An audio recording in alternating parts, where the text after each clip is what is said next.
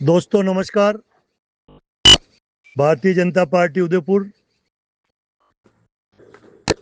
आज भाजपा राजस्थान के प्रदेश प्रभारी श्रीमान राधा मोहन दास जी अग्रवाल और भारतीय जनता पार्टी के प्रदेश अध्यक्ष श्रीमान मदन जी राठौड़ सुखाड़िया रंगमंच पर पहुंचे।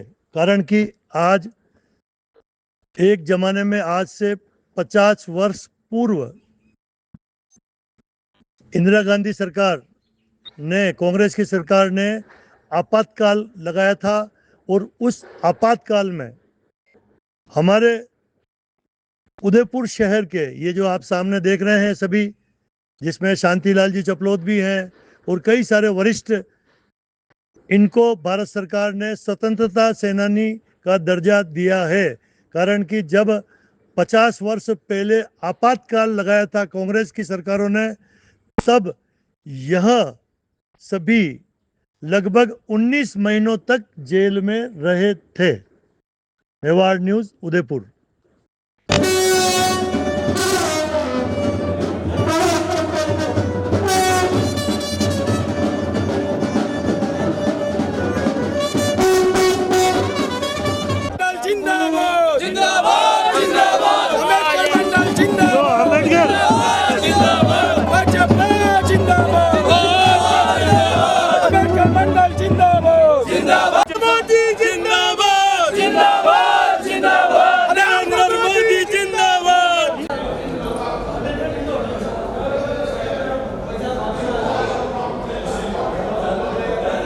वेलकम।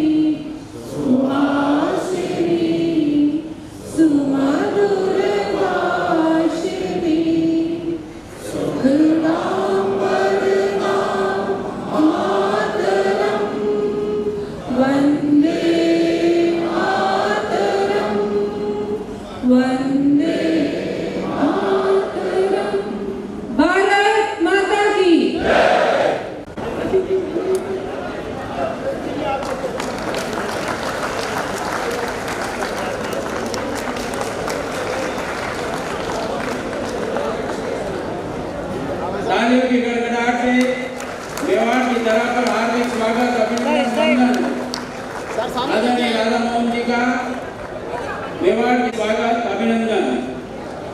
हमारी प्रिय आपका स्वागत अभिनंदन वंदन करें।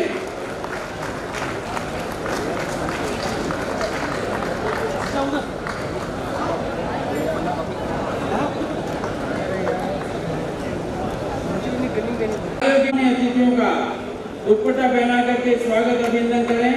जगदीश जी शर्मा, किरण जी जैन, सुनीता जी मांडा, शैलेंद्र जी से निवेदन है कि हमारे सभी अतिथियों का स्वागत अभिनंदन। जो मंच पर उपस्थित है वो भी इसमें सहयोग करें के साथ पधारे आदरणीय अग्रवाल साहब, राठौड़ साहब सहित सभी सम्मानीय अतिथियों के स्वागत शब्दों के माध्यम से करने के लिए हमारे युवा अध्यक्ष जुझारू और जिनके कुशल नेतृत्व में आज ये विराट कार्यकर्ता सम्मेलन जो कि डॉक्टर श्यामा प्रसाद मुखर्जी बलिदान। भारत माता की, भारत माता की, वंदे वंदे, भाजपा जिंदाबाद। अब जरा नारा ऐसा गुंजयमान होना चाहिए इसके स्वागत के लिए, जिसके सम्मान के लिए ऐसे मां भारती के वीर सपूत हमारे सामने विराजमान है, लोकतंत्र के सेनानी। जरा उनके सम्मान के लिए ऐसा जयकारा लगना चाहिए कि आवाज दूर दूर तक जानी चाहिए। लोकतंत्र सेनानी जिंदाबाद। भैया पीछे से आवाजें आ रही है।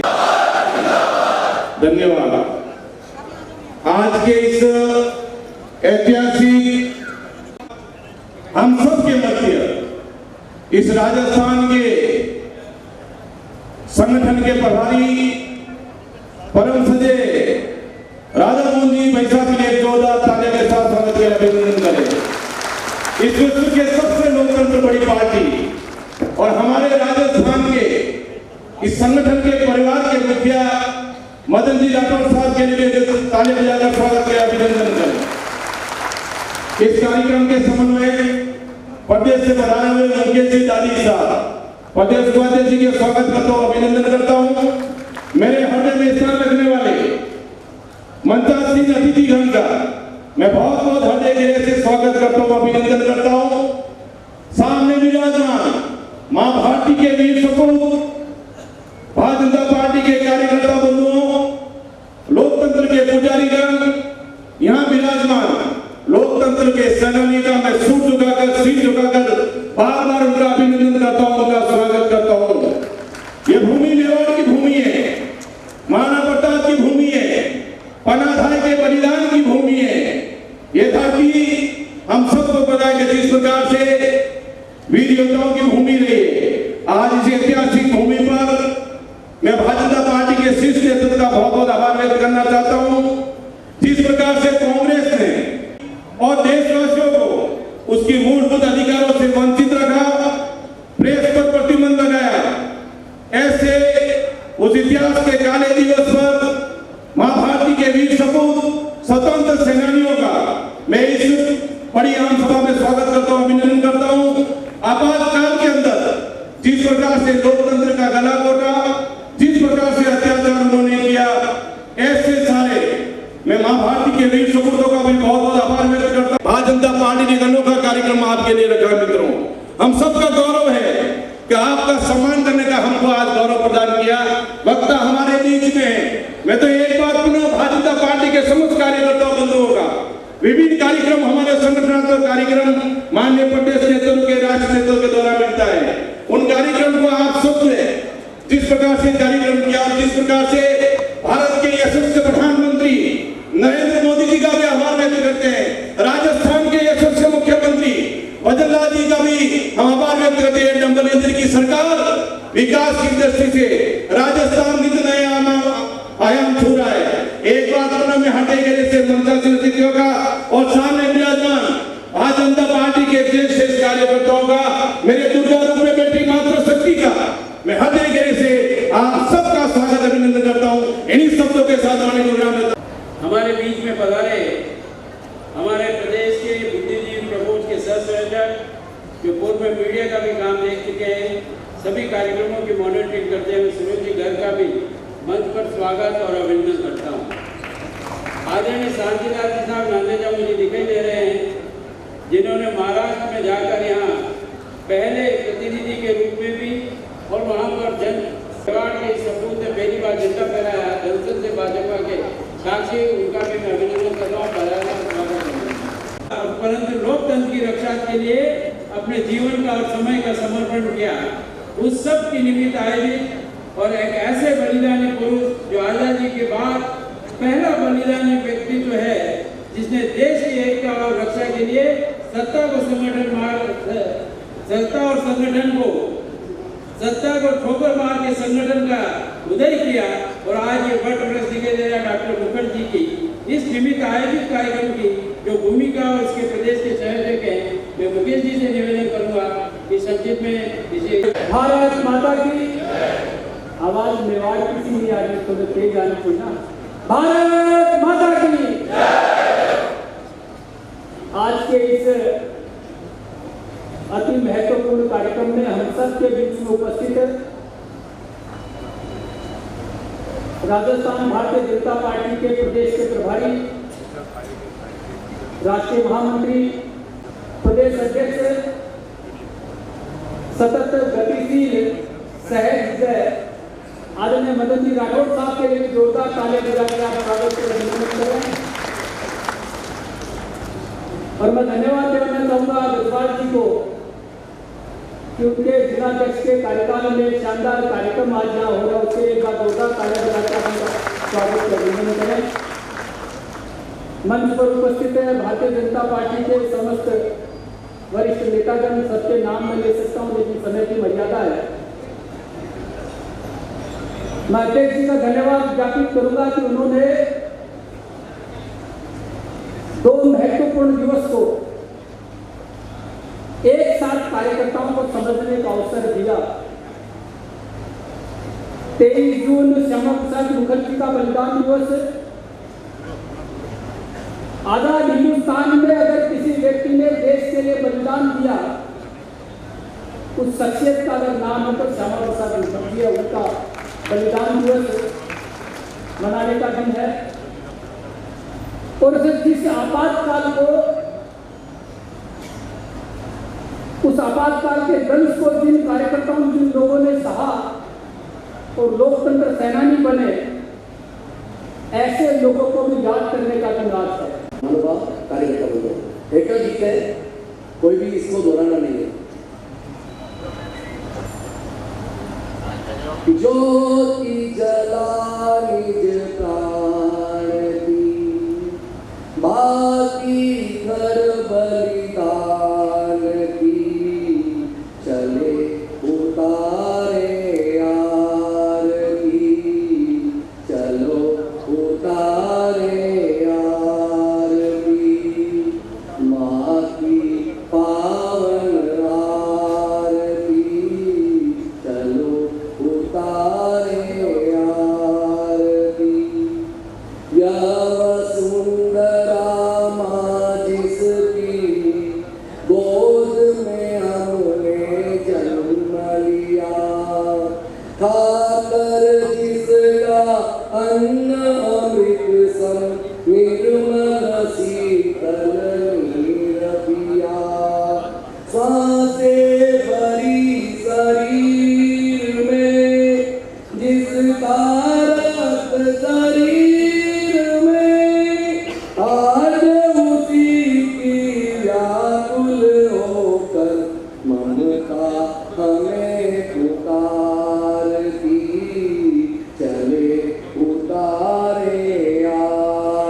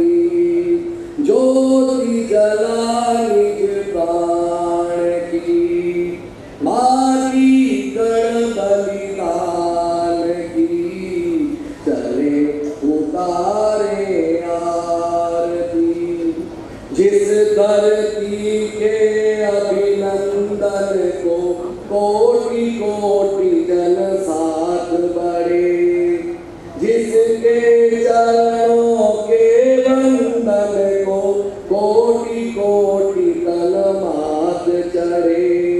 लजान जिसके चीर को रण सजा शरीर को, अमर शहीदों की यश गाथा, जिसका स्नेह दुलार की चले उतारे आरती।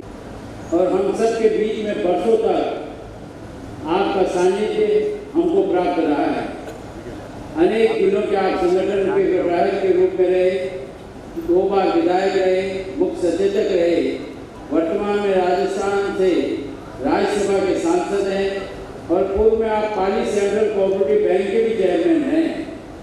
पर इससे भी ज़्यादा आज उनके लिए सौभाग्य है कि आपने राष्ट्रीय स्वयंसेवक संघ से जब अपना जीवन प्रारंभ किया तो आपने अपने जीवन का महत्वपूर्ण समय समर्पण का एक प्रचारक के रूप में भी आपने लंबे समय तक काम किया। आदरणीय मदन जी राठौर साहब से निवेदन करूंगा, पधारें और सब कार्यकर्ताओं को संबोधित करें। राजस्थान के सम्मानीय प्रभारी और भारतीय जनता पार्टी के राष्ट्रीय महामंत्री, राज्यसभा के सांसद, ओजस्वी तेजस्वी वक्ता आदरणीय राधा मोहन दास जी अग्रवाल साहब, उदयपुर शहर के सम्मानीय जिलाध्यक्ष आदरणीय गजपाल सिंह जी, मेरी पार्टी के प्रदेश के सम्मानीय उपाध्यक्ष आदरणीय मुकेश जी दादी, मंच पर विराजमान दोनों सांसद महोदय, सभी विधायकगण, पूर्व सांसद, पूर्व विधायक, प्रमुख और नगर निगम के सभापति और अन्य जनप्रतिनिधिगण, सामने विराजमान लोकतंत्र सेनानी और मेरे नौजवान भाइयों और बहनों। वैसे आपातकाल तो हम सब ने देखा है और लोकतंत्र सेनानियों का सम्मान भी हमने कई बार किया, आज और कर रहे हैं और आजीवन करते रहेंगे। हम सब ने भोगा भी है कि आपातकाल क्या हुआ था, कई लोगों ने देखा भी है प्रत्यक्ष, और मैंने भी अपनी आंखों से देखा, संघर्ष में सम्मिलित हुआ। तो आपातकाल के विषय पर तो आदरणीय राधा मोहन दास जी अग्रवाल साहब बोलेंगे, आप सबके रोंगटे खड़े हो जाएंगे। मुझे जो विषय दिया गया है, क्योंकि आज दोनों कार्यक्रम सम्मिलित है, जैसा कि संचालक जी ने भी बताया, प्रदेश से भी इस प्रकार की व्यवस्था दी गई। वैसे 23 जून को हमारे संस्थापक डॉक्टर श्यामा प्रसाद मुखर्जी का बलिदान हुआ था, 23 जून 1953, और 25 जून को आपातकाल लगा था। तो दोनों कार्यक्रम अलग अलग भी कर सकते थे, लेकिन संगठन ने यहाँ व्यवस्था करी कि सम्मिलित रूप से करें। तो मुझे जो निर्देश दिया है कि आप परम आदरणीय डॉक्टर श्यामा प्रसाद मुखर्जी के बारे में बोलेंगे, तो मैं केवल उसी विषय पर बोलूंगा। अपने में से कई लोगों को जानकारी है कि डॉक्टर श्यामा प्रसाद मुखर्जी एक मेधावी नेता थे। 1901 में उनका जन्म हुआ 6 जुलाई। बचपन से ही वो मेधावी, बंगाल में उनका जन्म हुआ, और बंगाल में तो कई ऐसे ऐसे योद्धा हुए, आप सबको पता है, नेताजी सुभाष चंद्र बोस, बंकिम चंद्र चटर्जी, रविंद्रनाथ टैगोर, ये सब तो आज हम याद करते हैं उनको। तो ये बचपन से ही बहुत मेधावी थे डॉक्टर श्यामा प्रसाद मुखर्जी, और बहुत कम उम्र में इन्होंने और LLB कर दी, फिर LLM कर दिया, बैरिस्टर बन गए। 1923 में ये बैरिस्टर बन गए। 1925 में ये वहाँ की एक MLC के मेंबर बन गए, और 1932 में दुनिया के सबसे कम उम्र के वाइस चांसलर बन गए। केवल 32 वर्ष की उम्र में वाइस चांसलर भी बन गए। बहुत बेहतर शुरू से ही संघर्षशील थे। 1935 में वहां से विधानसभा का चुनाव लगा, लेकिन उसी समय एक आंदोलन चला था, बंग भंग का आंदोलन, जो आज हम कहते हैं ना कि वो एक बंगाल और पूर्वी बंगाल और पश्चिमी बंगाल, तो वहां से पूर्वी बंगाल से लोगों को हिंदुओं का पलायन शुरू कर दिया, मारकाट मची, तो इन्होंने विधानसभा की सदस्यता छोड़ दी। छोड़ करके कहा कि हम एक रखना चाहते हैं, और एक रखने के लिए इन्होंने संघर्ष किया।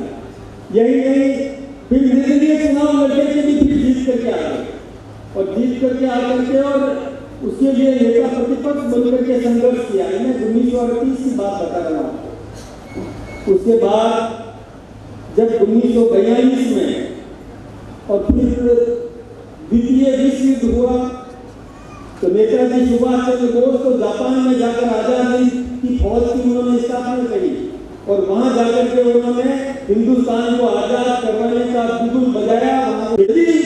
जवाहरलाल नेहरू जी उनको समय पर और समय देते थे, और आ जाते बात कर लेते तो पूरा का पूरा कश्मीर हमारे हिंदुस्तान में रहता, लेकिन दुर्भाग्य से उन्होंने समय नहीं दिया, और वो कबायली आक्रमण से जो कश्मीर का आधा हिस्सा जो आज पाकिस्तान में, वो हमारे हाथ से चला गया। तो डॉक्टर श्यामा प्रसाद मुखर्जी ने कहा ये ठीक बात नहीं है, ये आपने गलत काम किया है, आपको समय पर और उनकी बात सुनना चाहिए था। जब रियासतें स्वतंत्र थी, रियासत हमारे साथ जुड़ने को तैयार थी, तो क्यों नहीं उनको जोड़ा गया? उन्होंने उस कांग्रेस पार्टी में वो मंत्री होते हुए भी, जवाहरलाल नेहरू के मंत्रिमंडल में उद्योग और कॉमर्स मंत्री होते हुए भी त्याग पत्र दे दिया, और त्याग पत्र देकर के हमारे गुरु गोलवलकर जी, जो राष्ट्रीय स्वयंसेवक संघ के उस समय संचालक थे, आदरणीय माधवराव सदाशिवराव गोलवलकर गुरु जी, उनके पास में गए, उनसे कहा कि मैं सांस्कृतिक राष्ट्रवाद पैदा करना चाहता हूँ, मैं ऐसा राष्ट्रवाद पैदा करना चाहता हूँ जिससे आम नागरिक को समान न्याय मिले, एक कानून से सबकी रक्षा की जाए। कहीं पर बंगाल में हिंदुओं का पलायन कर रहे हैं, वहां उनके मकानों को छीन लिया गया, ये कतई स्वीकार नहीं किया जा सकता। और श्यामा प्रसाद मुखर्जी ने परम पूज्य गुरु जी की सलाह से अटल बिहारी वाजपेयी जी और दीनदयाल उपाध्याय, बलराज मधो, इनके साथ में मिलकर के भारतीय जनसंघ की स्थापना करी, और एक भारतीय जनसंघ की स्थापना की। पहली बार में 3 सांसद जीत करके आए, 33 विधायक जीत करके आए, और डॉक्टर श्यामा प्रसाद मुखर्जी ने जिस पौधे को खड़ा किया था, वो पौधा वट बनने लगा, पनपने लगा, मजबूत होने लगा। लेकिन उस समय कश्मीर में तीनों का ही परमिट था, कश्मीर में बिना परमिट के कोई जा नहीं सकता था। कश्मीर में यदि किसी को घुसना होता था तो हिंदुस्तान सरकार से अनुमति लेकर के वीजा का एक व्यवस्था थी कश्मीर में। वहां पर जो एक कानून बनाया था, जब समझौता हुआ तो शेख अब्दुल्ला के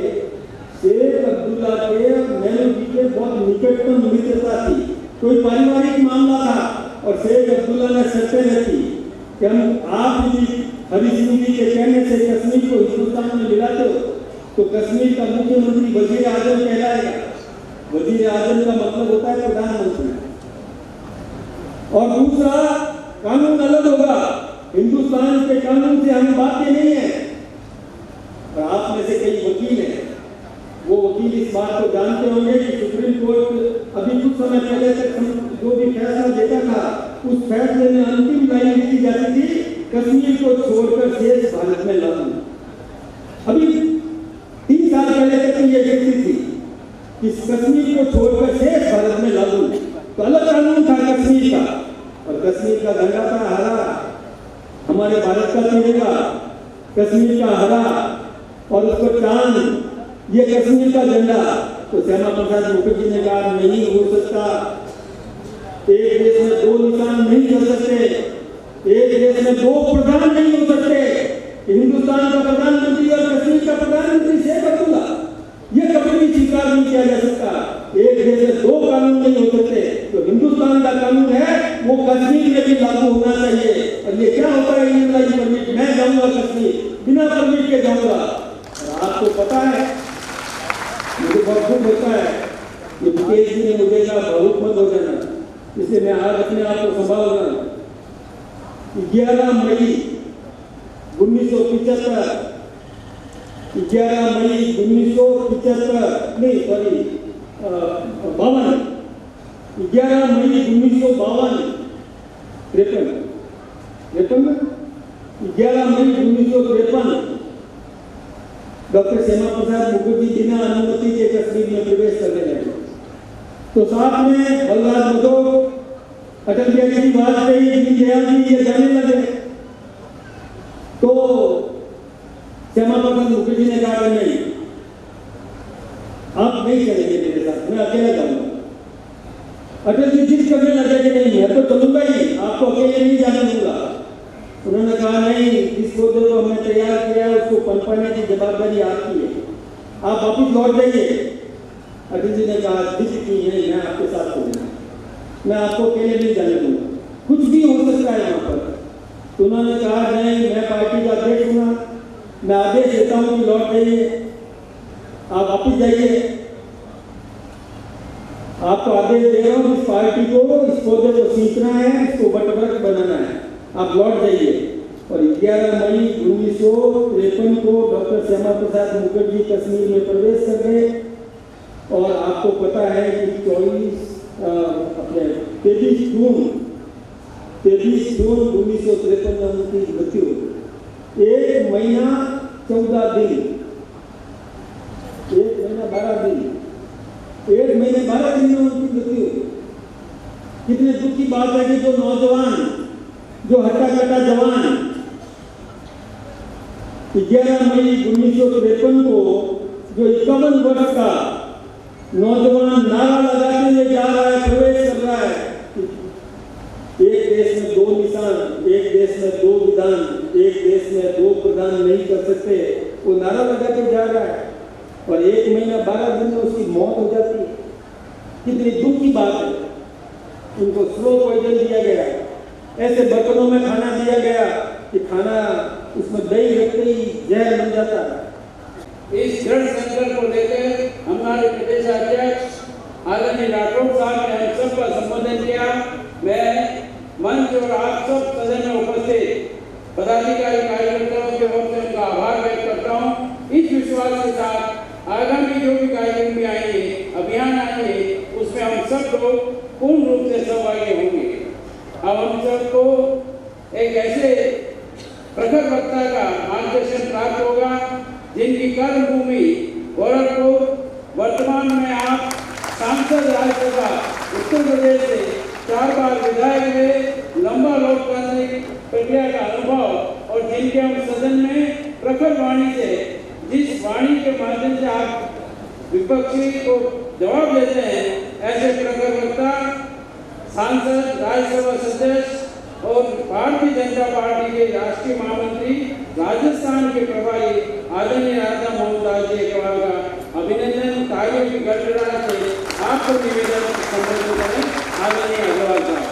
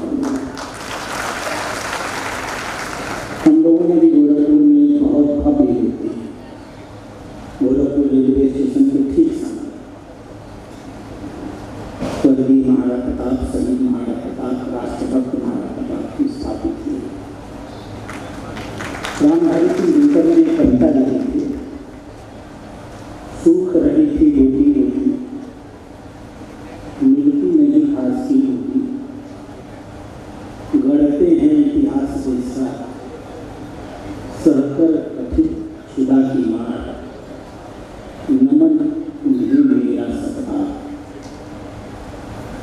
अर्धनग्न जीवती प्रिय माया, शिशु विश्वमुख जर्जर आया, लड़की और चरण दृढ़ के मन के पीछे करो पुकार, नमन उन्हें मेरा सपना। प्रातः सूर्य महाराणा प्रताप जी को स्मरण करता हुआ ये मेवाड़ की धरती महाराणा प्रताप के बलिदानों के इतिहास से जानी जाती है, उनको श्रद्धा से नमस्कृत करता हुआ मैं अपनी बातें से करूँगा।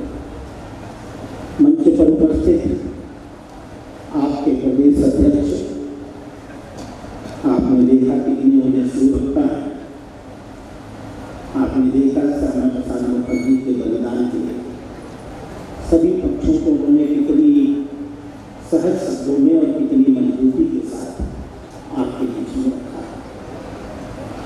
मंच पर उपस्थित जिलाध्यक्ष माननीय श्री जसपाल सिंह राठौर जी, वहाँ ताली बजाने का हक है आपको। जसपाल जी ने बहुत मेहनत और उनको नए नए अध्यक्ष बने, बहुत मेहनत से और बहुत सफल तरीके से इस कार्यक्रम का आयोजन किया है। प्रदेश के उपाध्यक्ष माननीय मुकेश अधीन जी, राज्यसभा के सांसद माननीय चुन्नीलाल गरासिया जी, राज्यसभा के सांसद माननीय नन्नालाल रावत जी, संगठन प्रभारी माननीय श्री मुन्नीलाल पटेल जी, जब आप अपने विचारों को स्पष्टता के साथ न रख पाए तब आप गुलाम हैं। जब जो सरकार सत्ता में बैठी आप उस सरकार के सत्ता के कामों का विरोध न कर पाए तो आप गुलाम हैं। जब देश की न्यायपालिका और कलम का प्रयोग करने वाले इन कलम सेनानियों को जेल की सीटों में डाल दिया जाए तब आप गुलाम हैं। इसका कोई अर्थ नहीं है कि आपकी गुलामी मुगलों ने दिया, आपकी गुलामी अंग्रेजों ने दिया, गोरे अंग्रेजों ने, क्या आपको गुलाम देश की आज़ादी के बाद इस देश की कुर्सी पर बैठे हुए काले अंग्रेज अर्थात कांग्रेसियों ने दिया।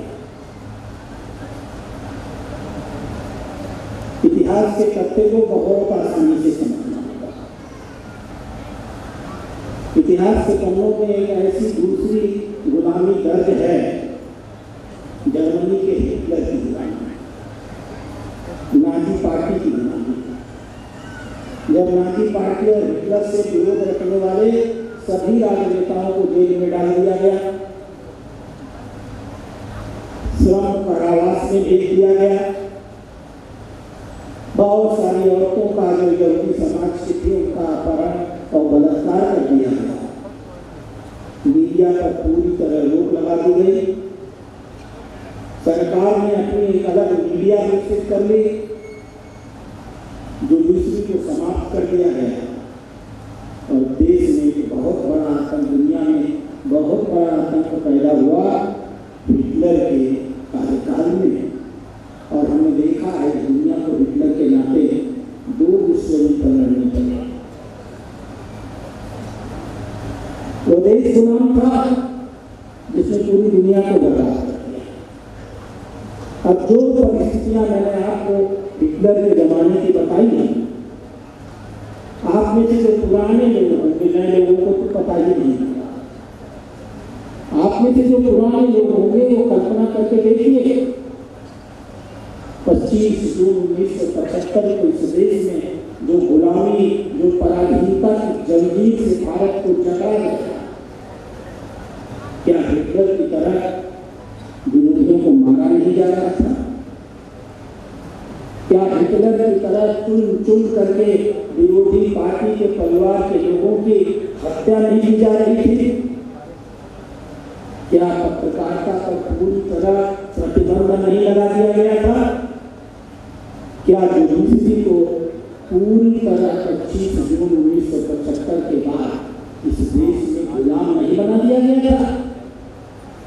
1939 में जो हिटलर ने किया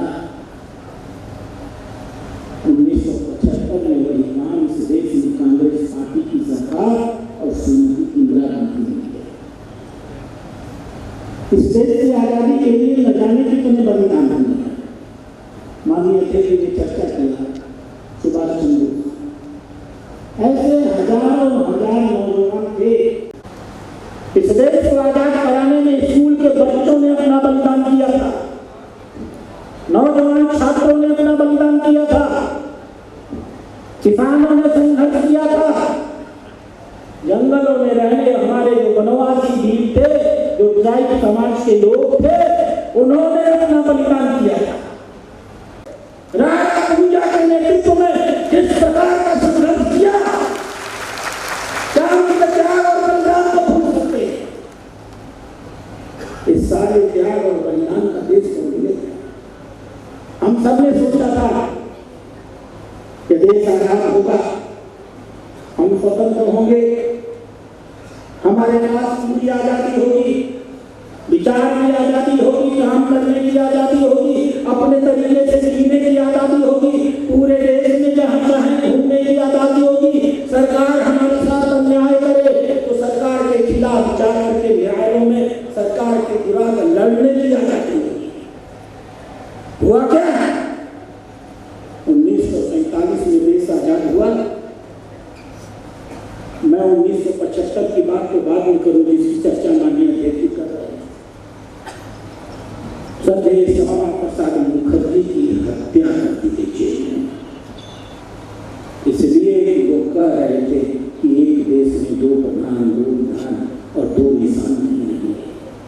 आप कभी कल्पना करिए, अध्यक्ष जी ने बताया, राजा हरि सिंह अपना कागज लेकर खड़े थे कि भारत में कश्मीर को मिला लो और बिना शर्त मिला लो।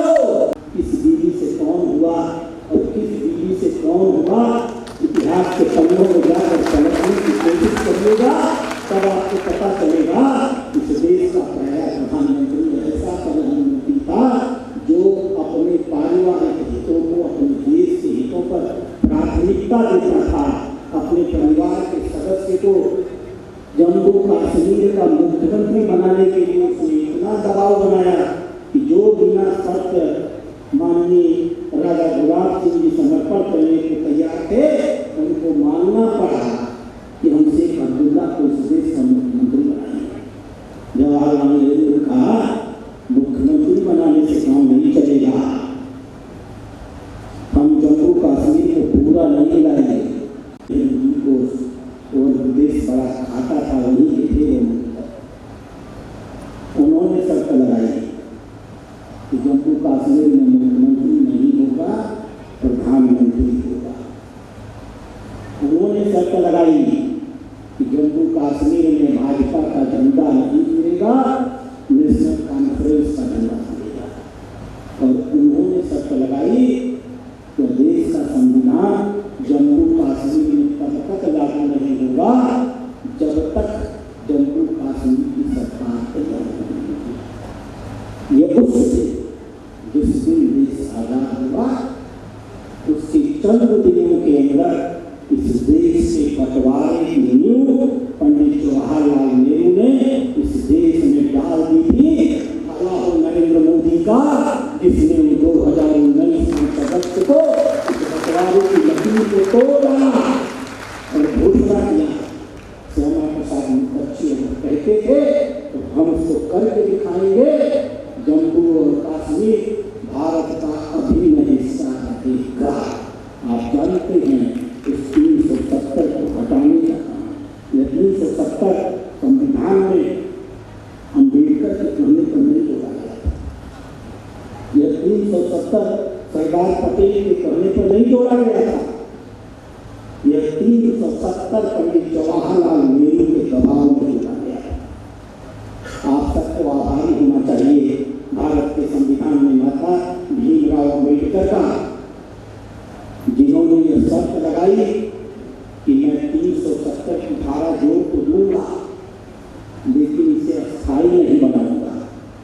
भीमराव अम्बेडकर ने अगर उस 370 की धारा को अस्थायी न बनाया होता, अगर वो अस्थायी धारा बन गई होती, तो आज तक जम्मू कश्मीर भारत का हिस्सा नहीं होता। मैं तो बता रहा हूँ, यह कांग्रेस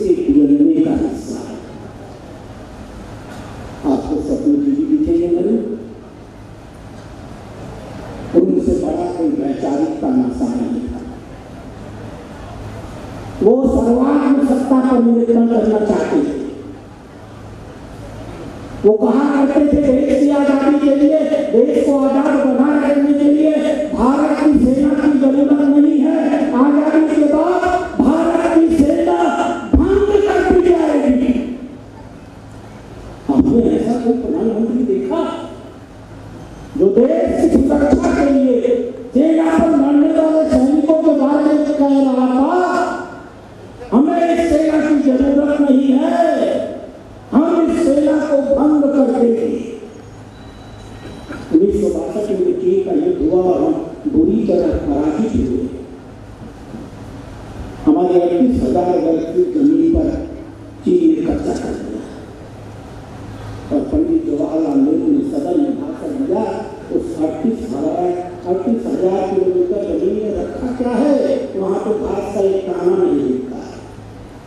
कांग्रेस के एक सदस्य थे महावीर त्यागी, वो खड़े हो गए, कांग्रेस से उन्होंने कहा कवि जी आपके सर पे भी एक बाल नहीं, आपके सर पर क्या रखा तो इसे ही काट दिया जाए, सब संसदीय कार्यवाही नहीं कर रहे।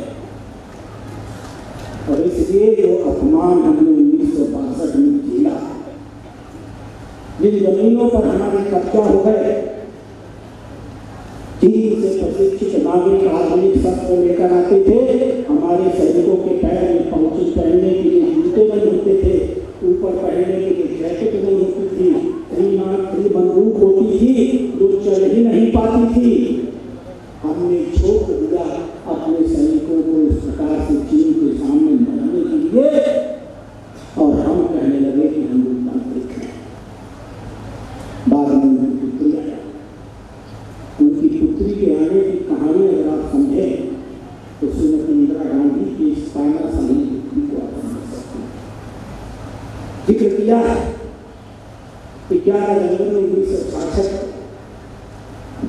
हमारे भारत के सबसे ईमानदार, सबसे सरल जमीनी स्तर पर एक सामान्य नागरिक की तरह जीने वाले, मैं आप सभी नागरिकों से आग्रह करूंगा, जब भी दिल्ली जाइए लाल बहादुर शास्त्री मेमोरियल बहुत चाहिए और जरूर जाइए। हर वो नागरिक जो दिल्ली में जाएगा और लाल बहादुर शास्त्री के मेमोरियल पर नहीं जाएगा वो तब न होगा। और बड़ी बड़ी सीख हमारे कहते हैं, power corrupt and absolute power corrupt absolutely, ताकत भ्रष्ट करती है और निरंकुश ताकत पूरी तरह निरंकुश रूप से भ्रष्ट करती है। भयंकर भ्रष्टाचार हुआ, भयंकर लूट हुई, महंगाई चरम पर पहुंच गई, जनता आक्रोशित होने लगी और उसी बीच में 1971 के उनके चुनाव न्यायालय ने चुनौती दी। सरकारी पुलिस का सहयोग लिया है वोट पड़वाने के लिए। बिजली डिपार्टमेंट को जहां चाहा वैसे चाहा दुरुपयोग किया है, इसलिए उनका चुनाव निरस्त किया जाता है। आज से लेकर अगले 6 साल तक वह इस देश की प्रधानमंत्री नहीं बनेंगी। वही शुरू हुई थी आपातकाल, जिसे मैं गुलामी कहता हूँ, उसके इतिहास की शुरुआत। श्रीमती इंदिरा गांधी तुरंत हाई कोर्ट से सुप्रीम कोर्ट चली गई। सुप्रीम कोर्ट ने भी उनका साथ नहीं दिया। सुप्रीम कोर्ट ने 24 जून 1975 को कहा, देश की प्रधानमंत्री की कुर्सी पर संसद होना जरूरी नहीं है।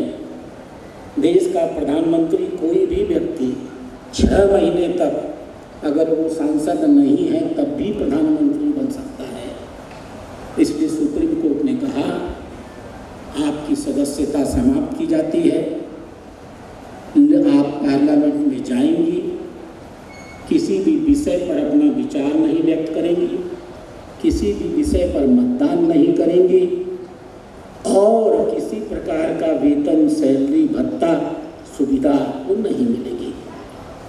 24 जून को वो फैसला आया और आंतरिक खतरे के नाम पर 24 जून को रात को 12 बजे बिना कैबिनेट की मीटिंग बुलाए, बिना मंत्रिमंडल के सदस्यों को बताए, श्रीमती इंदिरा गांधी ने एक चिट्ठी भेज दी फखरुद्दीन अली राष्ट्रपति के घर में रात को 12 बजे, घोषणा कर दो इस देश में आपातकाल लगाया जाता है।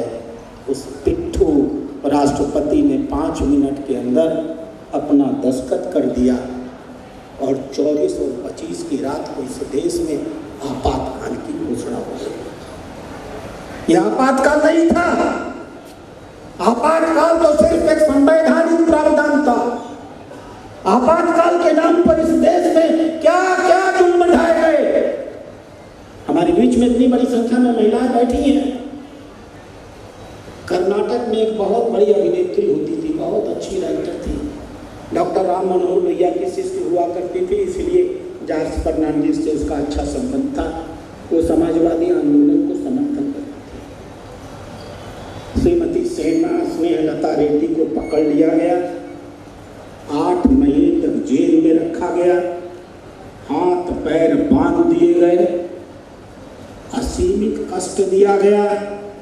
लेटी लेटी वो लैट्रिन करती थी और मलमूत्र का विसर्जन करती थी। लिखा स्नेहलता रेड्डी को जेल के कमरे में, एक 7x7 के कमरे में किस प्रकार से सजा दी जाती थी, सिर्फ इस डर के नाते कि वो जॉर्ज फर्नांडिस की सहयोगी थे। करते करते उनका शरीर समाप्त होने लगा। सरकार ने देखा कि वो जेल में मर जाएंगी, इसलिए 15 जनवरी को उनको रिहा किया। और कांग्रेस कहीं रहे हों, चमचे नहीं थे, चाहे वो चंद्रशेखर हो, चाहे वो मोहन धारिया हो, चाहे वो रामधन हो, ये सब स्टैब्लिश कांग्रेस नेता थे। इन सबको पकड़ के जेल की सीटों में डाल दिया गया। उन छात्रों को और छात्र नेताओं को दिल्ली यूनिवर्सिटी से लेकर के कर्नाटक और केरल तक जिस भी नौजवान ने इस गुलामी के दौर का विरोध करने की कोशिश किया, उसे जेल के सीटों में डाला गया। मैं आपको केरल की घटना बताता हूँ। केरल के थाने में नक्सलवादी लोगों ने आक्रमण किया। उस नक्सलवादी समूह के नेता का नाम था राजन। राजन को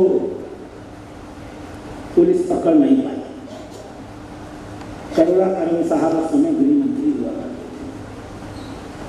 पुलिस ने घोषणा किया उस कस्बे में जितने राजन नाम के लड़के हैं सबको पकड़ लिया। बेचारे राजन नाम के सारे लड़के पकड़ के जेल में डाल दिए गए। लेकिन जो लोग लोकसभा में चुनकर आते हैं, चाहे वो किसी भी पद पर बैठ जाए, अगर उन्होंने अपने चुनाव में भ्रष्टाचार किया है तो आपको उसके चुनाव को चुनौती देने का संवैधानिक अधिकार था। मैं आपको बताता हूँ, 11 अगस्त को सुप्रीम कोर्ट में डेट लगी। इंदिरा गांधी के निर्णय के बारे में अंतिम फैसला होना था। 7 अगस्त को लोकसभा में एक विधेयक प्रस्तुत हुआ। दुनिया के किसी इतिहास में आज तक आपने लोकतंत्र और संविधान के साथ ऐसा निर्माण देखा ही नहीं होगा। 7 अगस्त को भारत के लोकतंत्र में, भारत की लोकसभा में एक कानून प्रस्तुत हुआ। उस कानून में लिखा था 2 चीजें। एक, देश के प्रधानमंत्री और देश के स्पीकर वो प्रधानमंत्री के लिए उसको डाइवर्सिफाई करना था, इसलिए स्पीकर का नाम जोड़ दिया गया। देश के प्रधानमंत्री के चुनाव को इस देश किसी भी न्यायालय में कभी भी चुनौती नहीं दी जा सकती, चाहे वो किसी भी तरीके से चुन करके। और दूसरा, क्योंकि मुकदमा चल रहा था, 11 अगस्त को उनकी सुनवाई थी, इसलिए इस देश में इंदिरा गांधी ने अपनी उपस्थिति में कानून पारित कराया और व्यवस्था कर दिया उसी संविधान में। प्रधानमंत्री के लोकसभा के सदस्य में चुने जाने को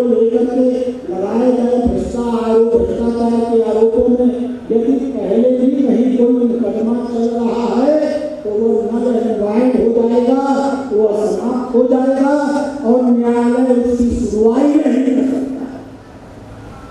इस देश के लोकतंत्र की इतनी बड़ी हत्या होती रही और हम सब हाथ मिल करके उस हत्या को देखते हैं।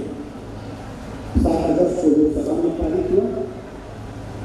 8 अगस्त को शुक्रवार था। माननीय सांसद जी भी हैं, आप जानते हैं शुक्रवार के दिन कोई सरकारी विधेयक नहीं आता। 8 अगस्त शुक्रवार को राज्यसभा में सरकारी विधेयक प्रस्तुत किया गया, उसको वहां भी पास करना है। तीसरी अड़चन थी,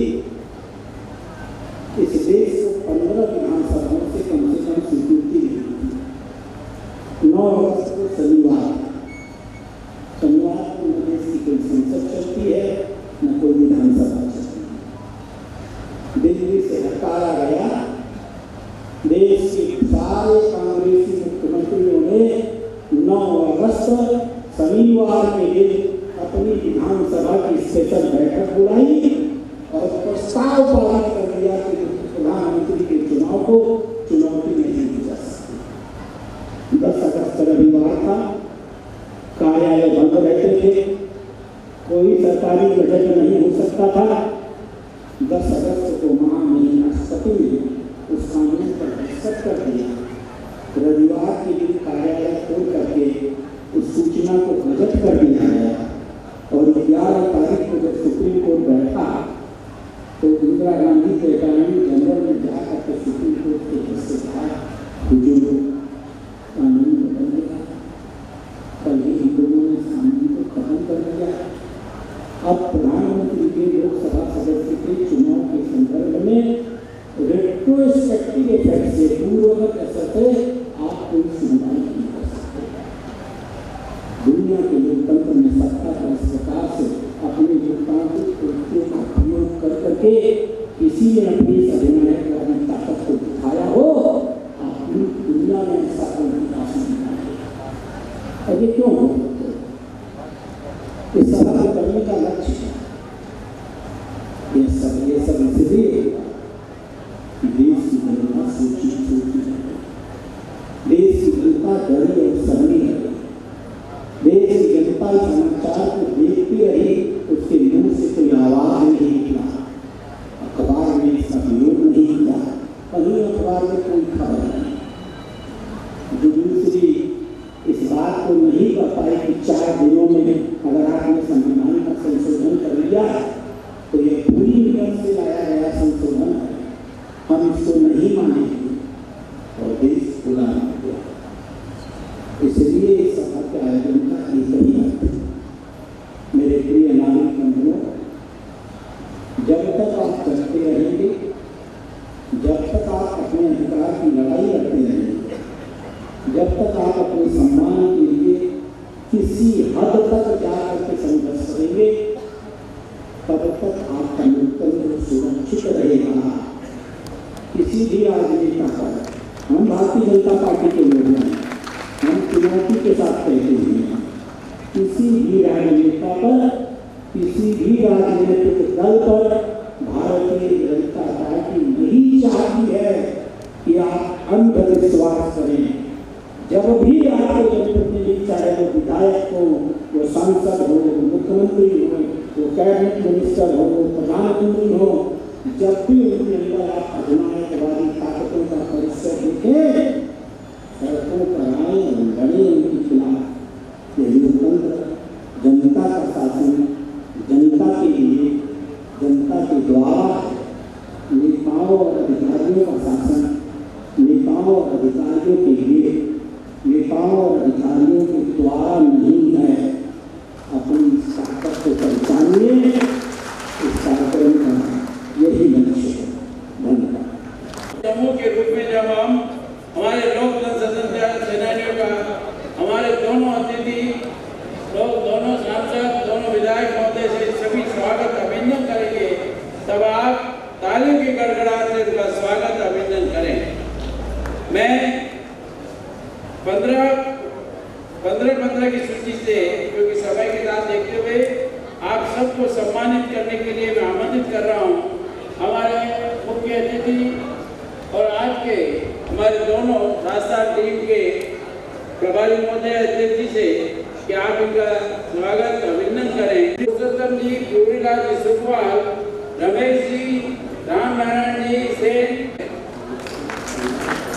एक बार सभी विराज जाएं। समारोह के पश्चात पीछे दीनदयाल सभागार में हमारा भोजन व्यवस्था है। मैं दूसरे दल के लिए हमारे बीच में मैं एक बार कहूँगा, स्वागत है, स्वागत है। आप कहेंगे लोकतंत्र सेनानियों का स्वागत है, लोकतंत्र सेनानियों का स्वागत है, लोकतंत्र सेनानियों का स्वागत है, लोकतंत्र सेनानियों का स्वागत है।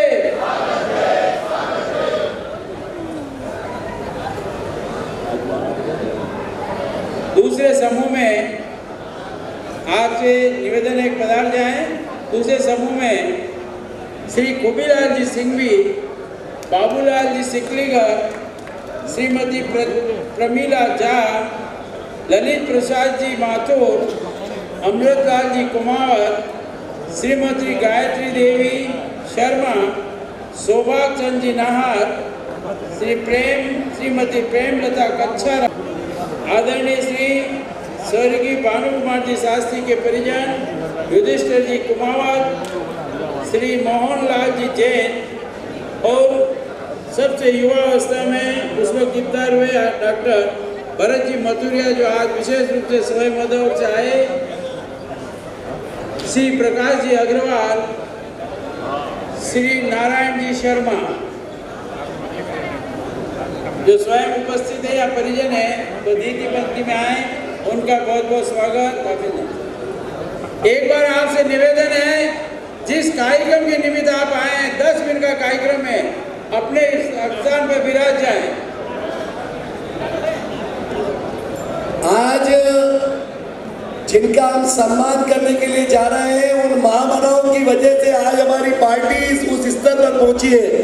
मैं सभी भाइयों और बहनों से, कार्यकर्ताओं से निवेदन करता हूं कि 10 मिनट का कार्यक्रम है, मात्र 10 मिनट का कार्यक्रम है, आप विराजें। सम्मान में जोरदार ताली बजाकर उत्साहवर्धन कीजिएगा हमारे लोकतंत्र स्वतंत्रता सेनानी को।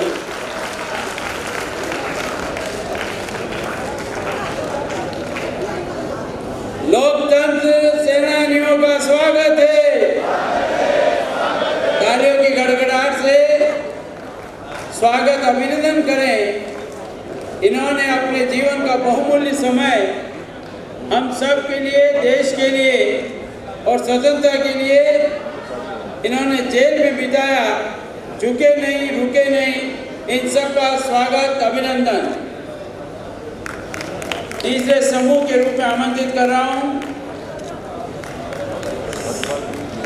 श्री अशोक जी स्वरूप्रिया, श्री योगेंद्र सिंह जी सिसोदिया, श्री ललित कुमार जी सनाटी, श्री बसंती लाल जी बाबेर, रामचंद्र जी दर्जी, रामेश्वर जी जोशी, हिम्मत लाल जी दुग्गड़, गणेशी देवी पत कुमावत, जगदीश प्रसाद जी व्यास, प्रेमलता जी सुखवाल, चतर सिंह जी महता जी, हेमेंद्र जी पुत्र हरिवल्लभ जी श्रीमाली, शांतिलाल जी चपलोत, श्रीमती नारायणी देवी कुमावत, श्रीमती मधुबाला मेहता, श्याम सुंदर जी लोहार, प्रथम कुमार जी शर्मा,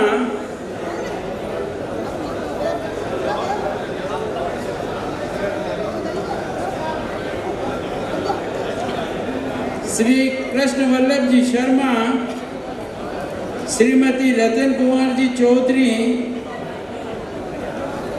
श्री पीताम्बर जी शर्मा, श्री बैरू शंकर जी दशोरा।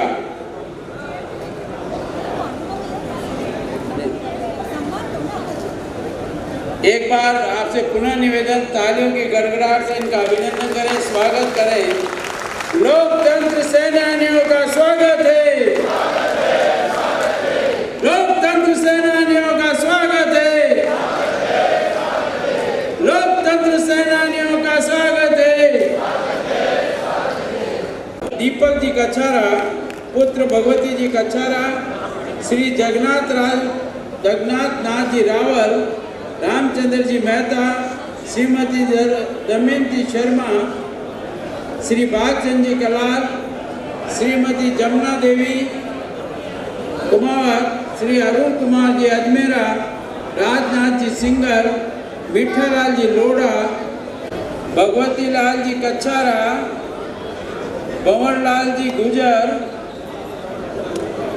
अशोक जी अजमेरा, रूपलाल जी खटीक, आदरणीय गुलाबचंद जी कटारिया, श्री ताराचंद जी जैन, आदरणीय श्री कैलाश जी मेघवाल, और जो सबसे कम की आयु में जो जेल में गए हमारे प्रिय भाई गोपाल सिंह जी बाबे, जो मात्र 10वीं में पढ़ते हुए जेल में गए।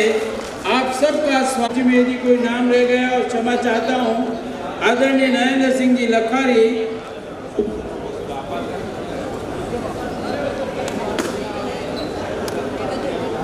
यदि कोई नाम गलती से रह गया हो मेरी सूची में वाचन में, तो मैं इसके लिए क्षमा चाहता हूँ। हाँ, मदन जी का नाम लिया मैंने।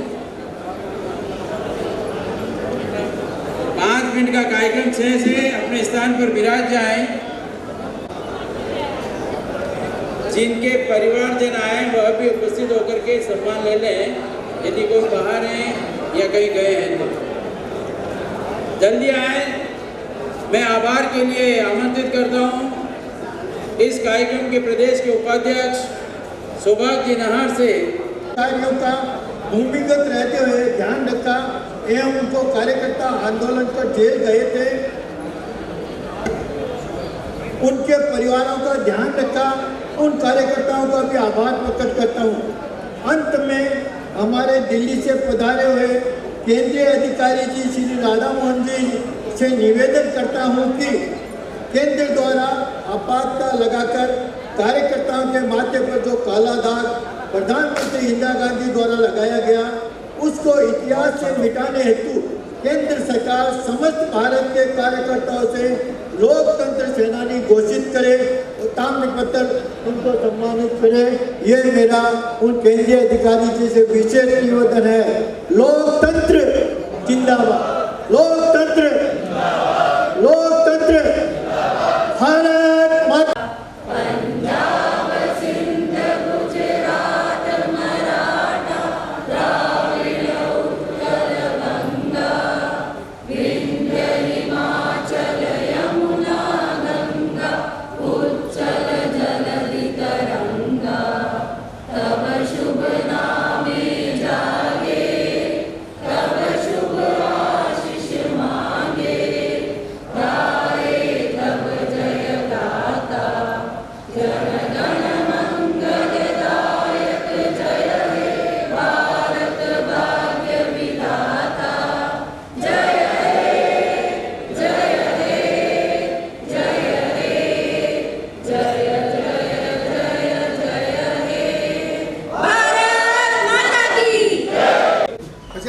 बरसी के ऊपर अपने उद्बोधन के लिए आप उदयपुर पधारे।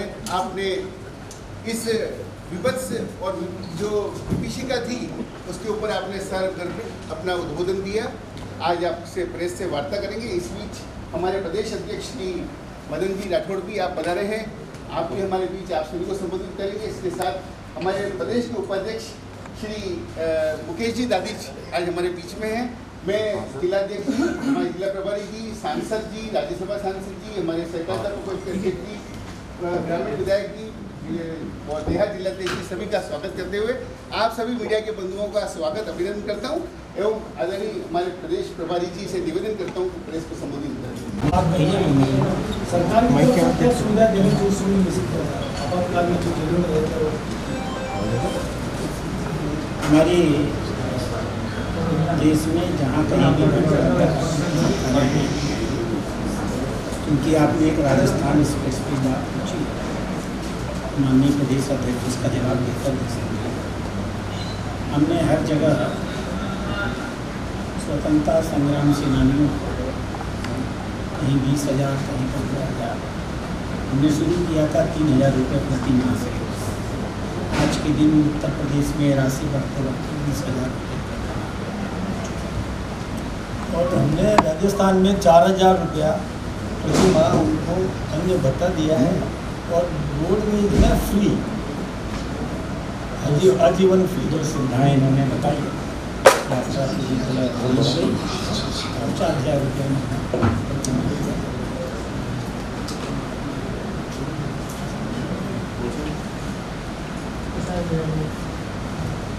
सर 50 साल हो गए आपातकाल को, किस तरह से देखिए अब आगे? देखिए, हम तो इसको लोकतंत्र की कमी और लोकतंत्र की मजबूती,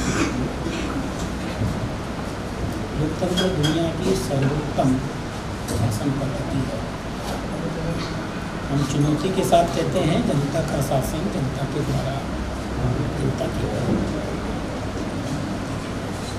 यह सिर्फ फ्री और फेयर चुनाव से नहीं होता, इसकी पहली शर्त है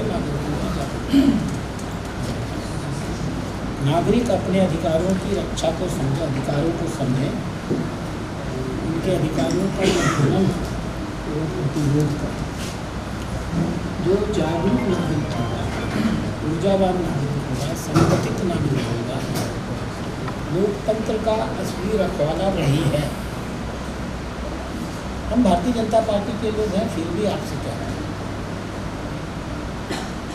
हमारी पार्टी की यह मान्यता है कि शासन भले ही कोई राजनीतिक दल चलाता है, शासन जनता के लिए चलाया जाना चाहिए। जनता को पूरी स्वतंत्रता मिलनी चाहिए। स्वतंत्रता में सिर्फ अपने विचार रखने का अधिकार नहीं, सरकार के कदमों का और सरकार के विचारों का विरोध करने का अधिकार भी होना चाहिए। और सरकार की गतिविधियों से अगर कोई नागरिकों का समूह प्रभावित होता है तो उसे न्यायालय में जाकर के अपने अधिकार सिद्ध करने का। आज 50 साल पूरे होने पर हम इस बात को बहुत स्पष्ट समझ सकते हैं कि प्रधानमंत्री इंदिरा गांधी चूँकि 24 जून 1975 को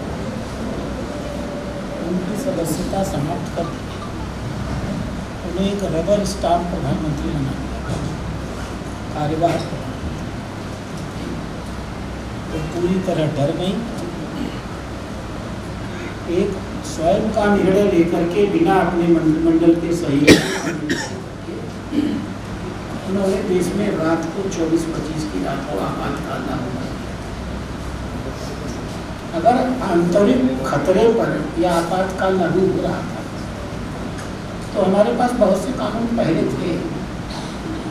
हम उन कानूनों का प्रयोग करके देश में अगर शासन विरोधी कोई गतिविधि हो रही है उस पर रोक लगा सकते हैं।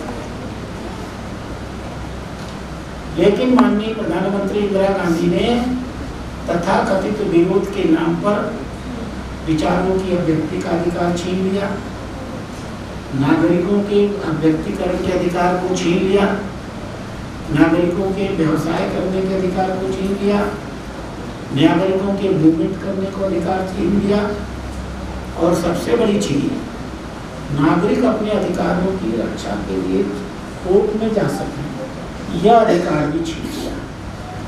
सुप्रीम कोर्ट का एक बहुत प्रसिद्ध मुकदमा है जिसमें नागरिक अपने अधिकारों के लिए कोर्ट में गए और सुप्रीम कोर्ट ने फैसला दे दिया कि इमरजेंसी के दौरान चूंकि नागरिकों के अधिकार समाप्त कर दिए गए हैं, इसीलिए नागरिक अपने अधिकारों के लिए न्यायालय भी नहीं जा सकते। तो यह जो पराधीनता का दौर आया था, जनता ने उसकी पीड़ा का एहसास किया।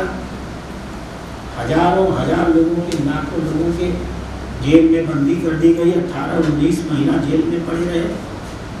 सिर्फ उनके विरोधी ही नहीं, उनकी अपनी पार्टी में भी जो लोग उनके निर्णय से असहमत थे, रामधन जी हुई, चंद्रशेखर जी हुई, मोहनलाल हुए, इन सब लोगों को उठा के जेल के शिक्षों में डाल दिया गया। जिन भी न्यायिक अधिकारियों ने नागरिकों के हित में फैसला देने की कोशिश की, उन सबका या तो आगे का प्रमोशन रोक दिया गया या उनको डिमोट कर दिया गया। सबसे बड़ा उदाहरण आपके पास HR खन्ना का उदाहरण है। बेचारे सुप्रीम कोर्ट के चीफ जस्टिस बन गया और उनसे उनका यह एक दायित्व छीन लिया। दिल्ली के 30 हजारी कोर्ट में संजय गांधी के गुंडों ने आक्रमण करके 200 चैम्बर डिमोलिश कर दिए।